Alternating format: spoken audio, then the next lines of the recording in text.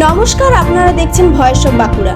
বাঁকুড়ার সব খবর, সঠিক খবর সবার আগে। মহামায়া কি মহামায়া কি মহামায়া কি কিনা ভারত মাতা কি ভারত মাতা কি ভারত মাতা কি মহামায়া কি।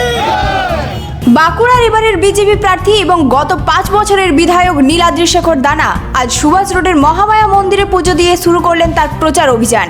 এলাকা জুড়ে দেখা যায় অসংখ্য মানুষের ভিড়। দলীয় কর্মীদের মধ্যে ছিল আলাদা উত্তেজনা, স্লোগান।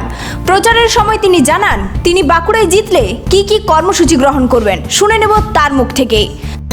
যেভাবে 310টা বুথে আমি কাজ করেছি, বাঁকুড়াবাসীকে বার্তা দিয়েছি দুটো নদীর উপরে ব্রিজ তৈরি করার জন্য রাজ্য সরকার এবারে আমাকে দিল। আমি অনেক চিৎকার করেছি, তার অডিও কপি আমার কাছে আছে।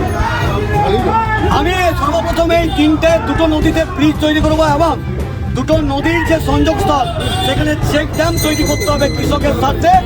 বাঁকুড়া যেভাবে খরা প্রবণ এলাকা, সেখানে যাতে পানীয় জল, পরিশুদ্ধ পানীয় জল কি খরচায় তাদেরকে আমরা প্রত্যেকটা বাড়িতে পৌঁছাতে পারি, আমাদের প্রধানমন্ত্রীর স্বপ্ন, সেটা আমরা করব।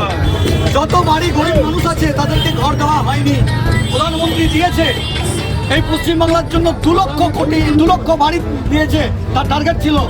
এই রাজ্য সরকার চরম উদাসীনতা, কাটমানি এবং সেই টাকাকে হামলা করে দিয়ে গরিব মানুষের মাথার উপর টাকা দেয়নি, তার বন্দোবস্ত করবো।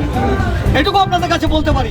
এখানে ঠেলাওয়ালা, রিক্সাওয়ালা, মুটিয়া মজদুর, তাদের কর্মের সংস্থান করতে হবে, হয় ব্যবসায়িক দিক থেকে তার ব্যবস্থা করতে হবে, তাদের কর্মের সংস্থান করবো। আর এই বাঁকুড়ার লালমাটিতে যখন ডবল ইঞ্জিন সরকার হবে, আমাদের নরেন্দ্র দামোদর দাস মোদী এবং শ্রমিক ভট্টাচার্যের দ্বৈত শক্তিতে আমরা এই বাঁকুড়ার লাল মাটিতে ইন্ডাস্ট্রি করব। এটা মায়ের মন্দিরে আজকে আমি এটাকে শপথ নিয়ে গেলাম যে মা এই শক্তি দাও। এই আমার এখানে যত দিন ও দারিদ্র বেকার সন্তানেরা আছে, শিক্ষিত বেকার সন্তানেরা, তাদের কর্মের সংস্থানের জন্য এবারে আমার দৌড় থাকবে। সেই দৌড় যতক্ষণ না পর্যন্ত পূর্ণ হবে ততক্ষণ পর্যন্ত আমার লড়াই থাকবে।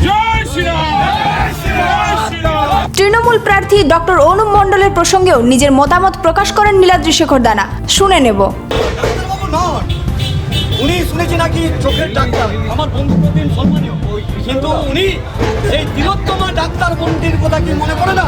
যার চোখ দিয়ে জল নয়, চোখ দিয়ে অশ্রুবারি নয়, বেরিয়েছিল রক্ত, সারা রাত্রি জেগেছিল সারা বাংলা। সে আর্তনাদটা কি ওই ডাক্তারবাবু ওখানে পৌঁছায়নি? এটাই আমার জিজ্ঞাসা রয়েছে জনগণের কাছে। আমার এটাই হচ্ছে দাবি যে কে ডাক্তার, কোথায় ডাক্তার? এখানে কোনো ডাক্তার আপনি কি ভুলে গেছেন?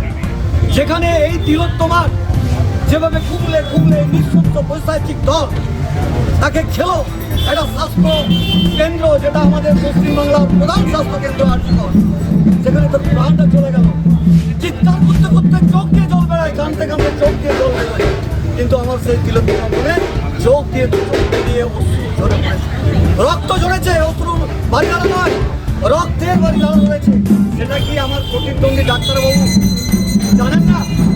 কি চোখে দেখেননি? আমি তার কাছে এইটুকু অনুরোধ করবো, আপনি যে দলে গেছেন, যে দলের হয়ে আপনি প্রতিদ্বন্দ্বিতা করছেন, ভগবান কাছে প্রার্থনা করি যেন আপনার চৈতন্যের উদয় হয়। আর সেই চৈতন্যের উদয় করে আমার বাঁকুড়া বিধানসভার 2,86,000 মানুষ, গণদেবতা, তারা এই ডাক্তারবাবুকে সমুচিত জবাবটা দেবে। আমি কেউ নই, আমি উপলক্ষ মাত্র। আমি তাদের সামনে দাঁড়িয়ে কেবলমাত্র প্রতীক চিহ্ন নিয়ে, মা যে আজকে অঞ্জলি দিলাম অষ্টদলা পদ্ম, সে পদ্মফুল নিয়ে আমাদের যে প্রতীক চিহ্ন মায়ের পদতলে আমরা নিবেদন করলাম। সব মিলিয়ে বলা যায় বাঁকুড়ায় এবারের নির্বাচন তৃণমূল ও বিজেপির মধ্যে হাড্ডাহাড্ডি লড়াইয়ে পরিণত হয়েছে। আপনাদের মতে এই লড়াইয়ের শেষ পর্যন্ত কে জয়ী হতে চলেছে? নিজেদের মতামত কমেন্টে জানাতে ভুলবেন না। এই সমস্ত নির্বাচনী আপডেট আপনাদের কাছে তুলে ধরছি ভয়েস অফ বাঁকুড়ার মাধ্যমে। আমি সিনু, ভয়েস অফ বাঁকুড়া। এই ধরনের গুরুত্বপূর্ণ খবর সবার আগে পেতে আমাদের চ্যানেলটি সাবস্ক্রাইব করুন আর ভিডিওটি শেয়ার করতে ভুলবেন না। আপনার মতামত কমেন্টে জানান আর লাইক শেয়ার করে ভয়েস অফ বাঁকুড়ার পাশে থাকুন।